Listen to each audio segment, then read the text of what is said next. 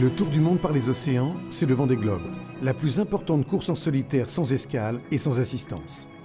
Soutenu par la fondation de famille Sandoz dans le cadre du projet Rivage, le navigateur Bernard Stamm participe à cette course qui dure près de 3 mois. À bord de son voilier, Bernard traverse des écosystèmes marins et des zones climatiques peu fréquentées. C'est une occasion unique d'enrichir les connaissances de la communauté scientifique et de les partager avec le grand public.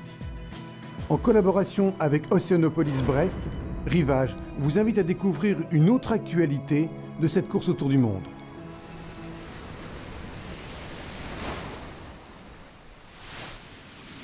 Ce tour du monde en solitaire est un exploit humain et une performance technique.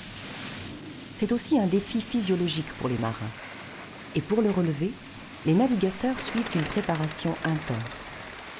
Cependant, tout au long de la course, dormir peut être pénalisant, voire dangereux. Donc, les navigateurs solitaires fragmentent leur sommeil. J'essaie de dormir où mon poids doit être. Donc c'est effectivement n'importe où. Normalement, sitôt que je peux me reposer, j'essaie de dormir, quoi. Donc c'est même assez souvent, quoi. À part s'il y a beaucoup de manœuvres et tout ça. Donc après, c'est un ordre de priorité, quoi.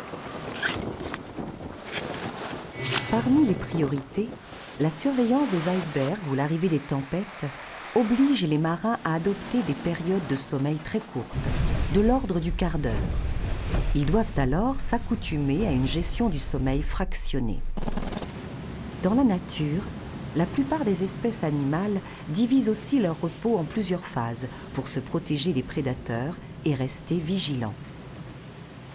Les poissons, je ne sais pas s'ils dorment beaucoup ou pas, mais en tout cas, ils dorment où ils veulent, quoi. Où ils veulent, où ils sont, ils dorment, quoi. Donc moi, je fais pareil.